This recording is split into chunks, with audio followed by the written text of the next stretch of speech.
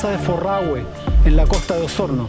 Un terrateniente de la zona, Atanasio Burgos, intenta reivindicar territorios que habían sido ancestrales de Mapuche. La comunidad mapuche se atrinchera en la zona. El lonco Nailef viaja a Santiago, intenta revocar la orden de desalojo porque ya se venían. Y 45 carabineros, armados con fusiles, se dirigen a rodear una comunidad compuesta por viejos, jóvenes, mujeres y niños. La resistencia es feroz.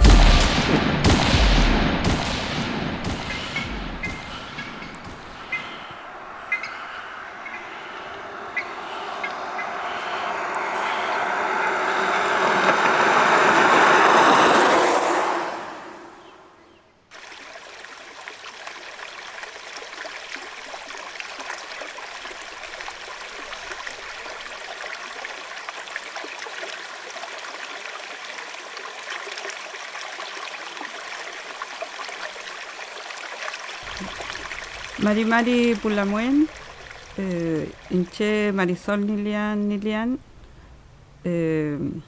Inche Moñén Forrahue Mapumo. Bueno, mi apellido es Nilian, familiar de Manuel Nilian, quien fuera uno de los sobrevivientes de la matanza de Forrahue y quien tuvo un rol importante en esta historia y a la vez también vergonzoso para la gente de la época, para su generación de la época.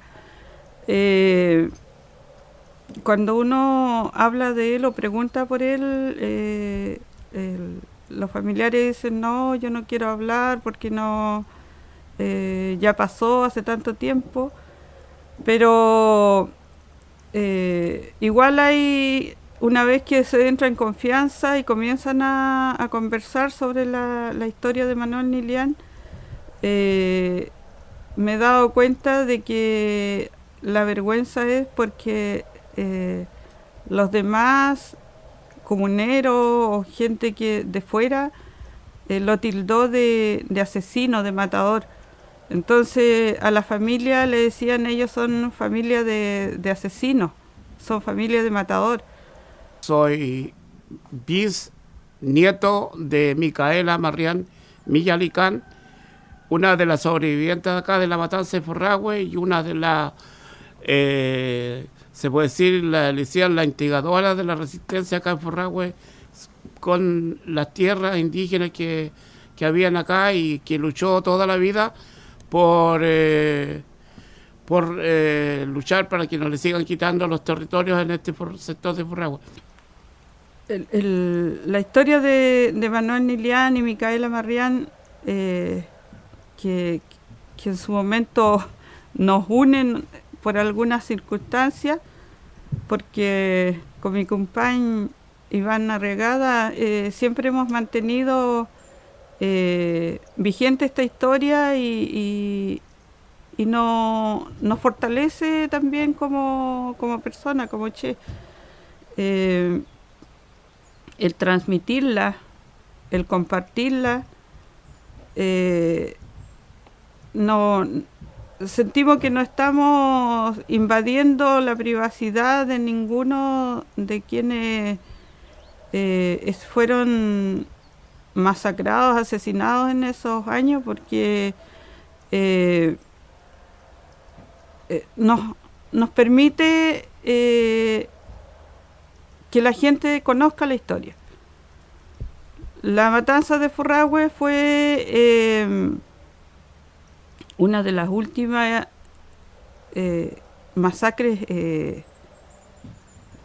grandes que hubo acá en la Futa Huillimapu, y eso dio pie a que salieran los medios de comunicación, en los diarios, y que quedara grabada en la memoria de quienes sobrevivieron y pudieron contar la historia, quienes a lo mejor en ese momento eran niños de 12, 15 años, pero ellos fueron los que siguieron transmitiendo esta historia.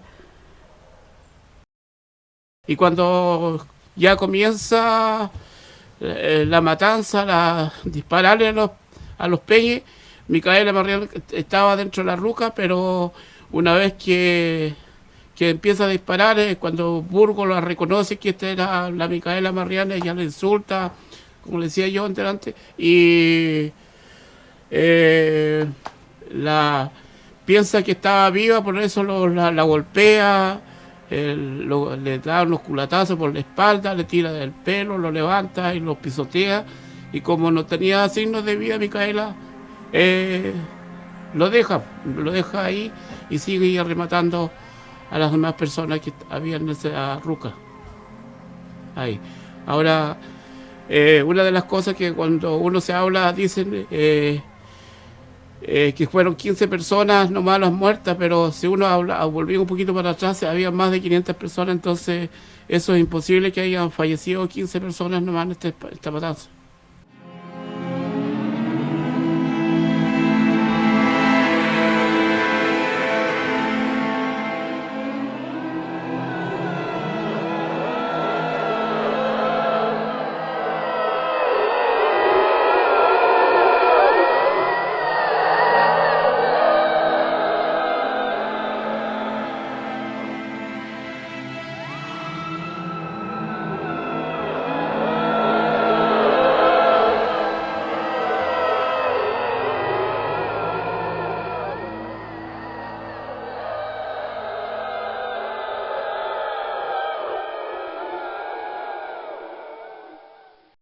Una vez que la matanza acá acabó, dijera, se van al fondo a comer, a tomar. Micaela Marrián, que no estaba muerta, Burgos pensó que estaba muerta, pero no estaba muerta. Ella se levanta y se va. Pero lo que primero que hace Micaela Marrián en la matanza, según dicen, que ella se empapa con la sangre de sus peñas que había ahí, porque la herida que tenía Micaela Marrián era, se puede decir, superficial, tenía una herida solamente en la sien, y esto, pero sí estaba sola, todo en un charco de sangre, empapada de sangre de todos los peñas que estaban ahí, que habían fallecido o muerto. Y una vez que ella escapa, se va a su casa, se cura las heridas, y ella decide, después de una semana que pasa esta matanza, decide irse a dar cuenta para que haya justicia de lo que había pasado, a la Unión, al juzgado de indios de la Unión, con otras personas de a caballo. Allá nadie le hace caso, nadie le toma en cuenta, y Micaela Marrián, como era de esas que no volvía para atrás, se puede decir, decide de ahí mismo hacer un viaje, según hasta Pitrusquén, porque allá había otro juez de indio. Allá va, y sus travesías son de alrededor de 3 meses.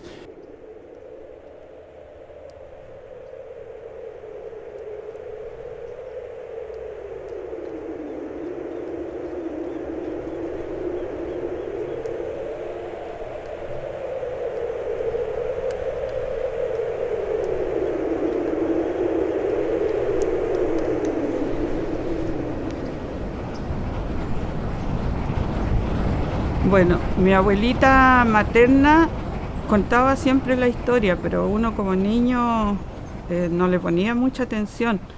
Yo recuerdo que ella decía, Burgos llegó a caballo con otros matones, insultando y gritándole a Manuel para que se saliera de su ruca.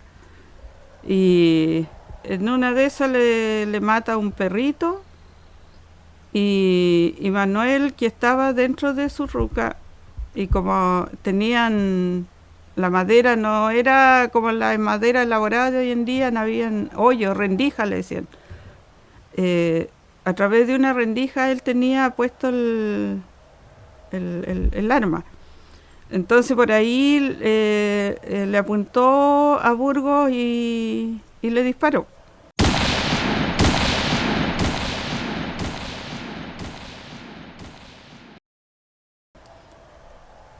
Entonces ella decía, y ahí murió Burgos, ahí dejó de molestar a los indios, nomás decían ellos, los viejitos. Dejó de molestar a los indios y el Manuel Nilian se fue a entregar a la policía. Y de ahí nosotros llegamos a la conclusión de que Forrahue siempre ha sido una comunidad comercial. Siempre ha vendido pato, pollo, ganso, papa, arveja, lo que haya para vender, cosas de la naturaleza.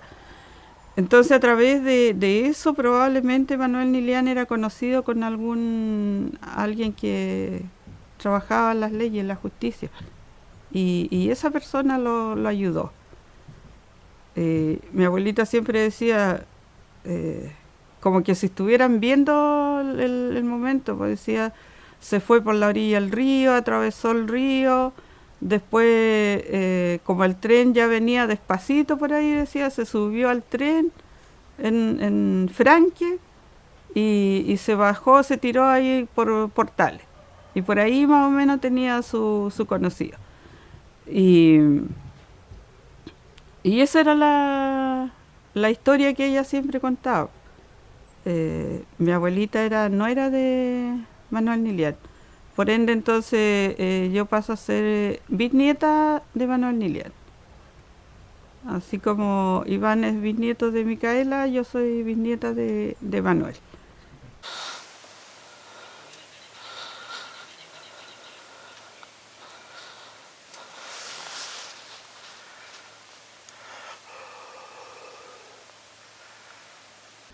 Toda la vida, como decía yo, luchó por tu territorio. Fue muy buena para el caballo. Por ejemplo, una de las cosas que se hablaba acá, los viejitos decían que Micaela era muy buena para el caballo. Estando arriba del caballo, nadie lo botaba del caballo prácticamente, porque su caballo igual estaba adiestrado para luchar. Y una de las características que tenía ese caballo era pasar los cuicuy, o sea, atravesar cuicuyes, que son árboles gruesos que están botados, atraviesan una quebrada, y ahí pasaba este caballo con Micaela Barrián. Por lo tanto, esa es una parte de la Micaela Barrián, de su historia, de su legado que dejó acá, y siempre, como le digo yo, luchó por que las tierras no le sigan quitando las grandes empresas acá en este sector.